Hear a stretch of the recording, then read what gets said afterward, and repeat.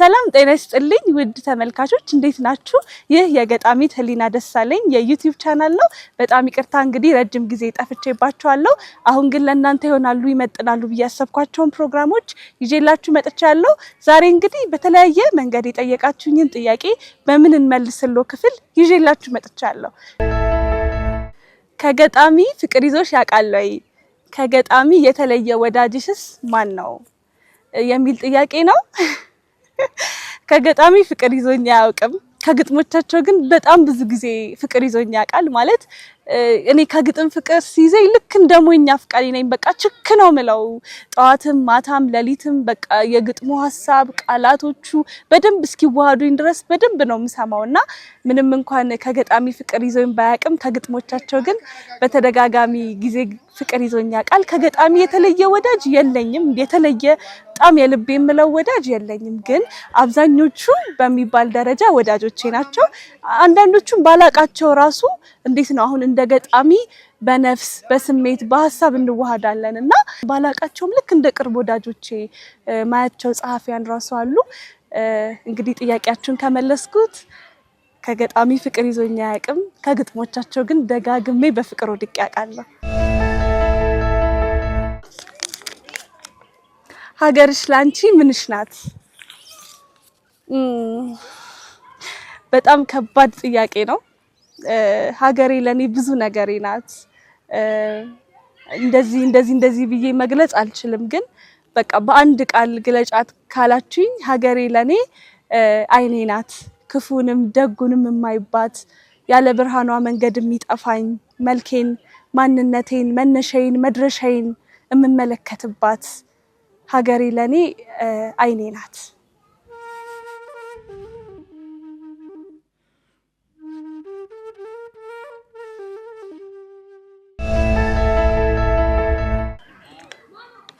በግጥም ዙሪያ ምንድነው ግብሽ?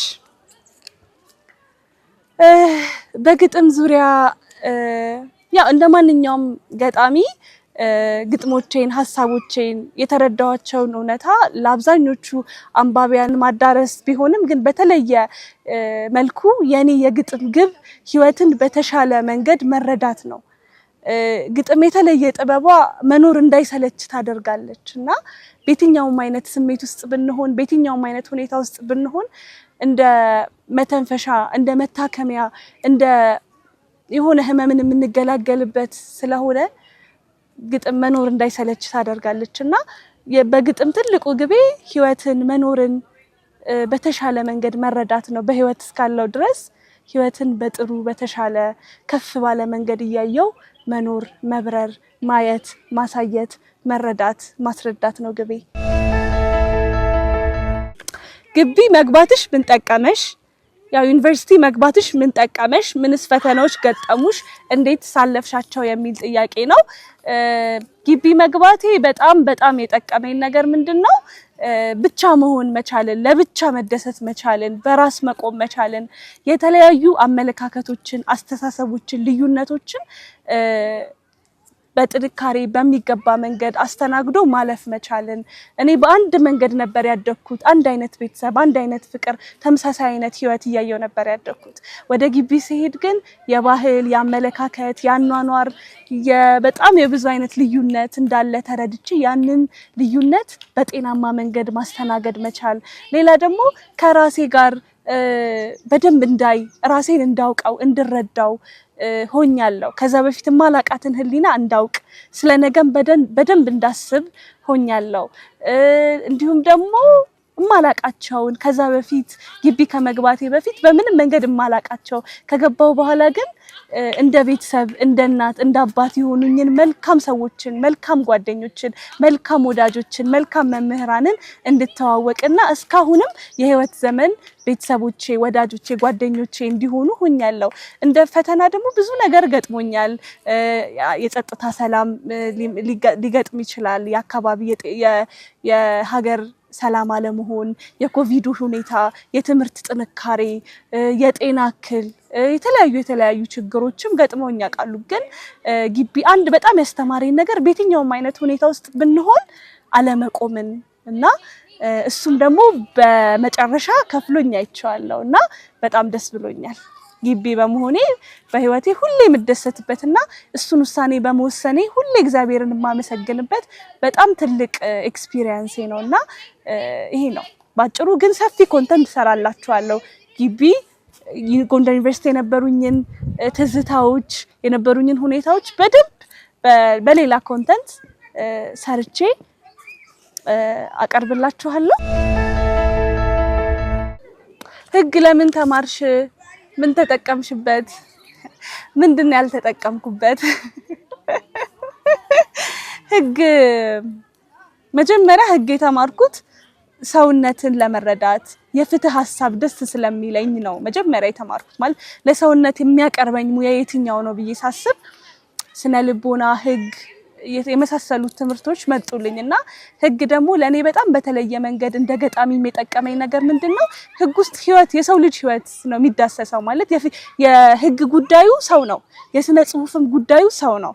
ህግ የሰው ልጅ ተጸንሶ ሞቶ እስከሚኖረው መብት ሞቶ እስከሚኖረው ሁኔታ በሙሉ የሚዳስስ ነውና ስለዚህ በዛ ላይ የምንሰማቸው ኬዞች የምናያቸው ነገሮች በሙሉ ህይወትን በተለየ ጥልቀትና መንገድ እንድንረዳ ከፍርድ እንድንርቅ ሁሌ በአንድ መንገድ ሳይሆን በተለያየ መንገድ እንድናይ ያደርገናል። ሌላ ደግሞ እንደ ስራም ጠቅሞኛል። ከተመረኩ በኋላ የህግ ስራውን አልተውኩትም፣ አንድ ላይ ጎን ለጎን እያስኬድኩት ነው። ስለዚህ ለኔ በምን መንገድ ጠቅሞኛል? በህይወትም ጠቅሞኛል፣ በስነ ጽሁፍም ጠቅሞኛል፣ እንደ ስራም ደግሞ ጠቅሞኛል ማለት ነው።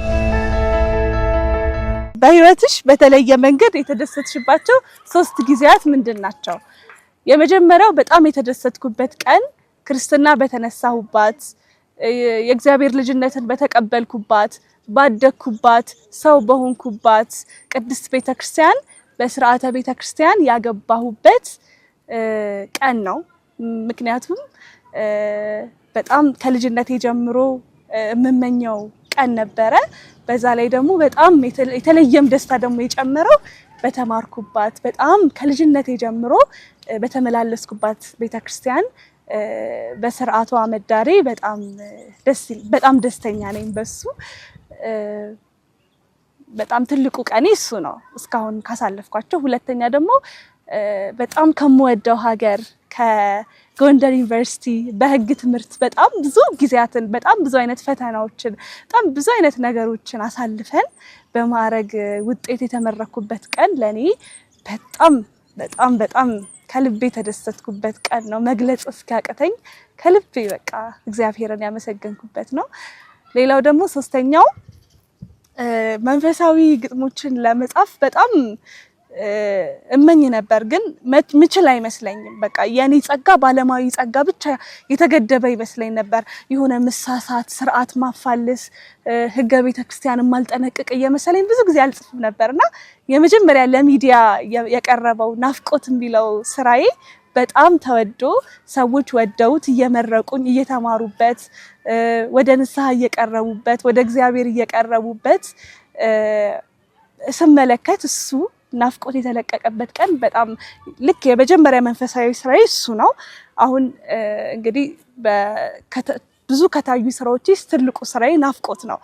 ማህቶት ቲዩብ ላይ ነው የተለቀቀው የዛሬ 2 ዓመት ወደ 8 ሚሊዮን ተመልካቾችን አግኝቷል እና እሱ ስራዬ ይሄ ሁሉ ቪው ስላገኘ ሳይሆን ሰዎች ጋር ደርሶ ብዙ ስለተጠቀሙበት በጣም በጣም በጣም ደስ ብሎኛል እና እነዚህ ቀናት ለኔ የተለዩ ቀናት ናቸው። በጣም ብዙ ደስ የሚሉ ቀናትን በህይወት ያሳልፌያለሁ፣ እያሳለፍኩም ነው። ግን በተለየ እንደ ትዝታ ሁሌ ሳስባቸው የምታደስባቸው የምጠነክርባቸው ደስታዎቼ ግን እነዚህ ናቸው። አመሰግናለሁ። ግጥምን እንዴት ጀመርሽ? እንዴትስ አዳበርሽው? ግጥምን እንዴት እንደጀመርኩ አላውቅም። ማለት ራሴን እየጻፍኩኝ ያገኘሁት፣ ራሴን እያሰብኩ ነው፣ ራሴን በግጥም እየታመምኩ ነው ያገኘሁት። ይሄኛው ቀን ላይ ግጥም ገባኝ የምለው ነገር የለኝም። ግን ከህፃንነቴም ጀምሮ ህፃን እንዴት ነው አሁን 9 ዓመት 8 ዓመት 10 ዓመት ህፃን ነው አይደለ? ከዛ ጊዜ ጀምሮ ታሪክ እጽፋለሁ፣ ግጥም እጽፋለሁ። የሰዎችን ታሪክ እያዳመጥኩኝ ወደ ግጥም ወደ ሀሳብ እቀይረዋለሁ። ከልጅነቴ ጋር ነው ግጥም ያደገው። ከዛ ግን በሂደት ጸጋው እንዳለኝ ተሰጦ እንዳለኝ ስሜት እንደሚሰጥ እንደሚያስተምር መምህራኖቼም ቤተሰቦቼም በዙሪያ ያሉ ሰዎች ሲነግሩኝ በቃ የምርም ትክክለኛ ጸጋ እንደሆነ እየተረዳው በንባብ በጽሁፍ በተለያየ መንገድ የታላላቅ ሰዎችንም ስራ እየተመለከትኩኝ አዳበርኩት። በጣም የምትወጁ የመጽሐፍ ቅዱስ ጥቅስ በእርግጥ ይሄ ቃል መጽሐፍ ቅዱስም ላይ አለ። እኔ ልክ እንደ ትልቅ የህይወት መርህ አድርጌ የሚይዘው በጣም ማግኘት የምትመኙ ግን ያላገኘሽው ሰው ማን ነው?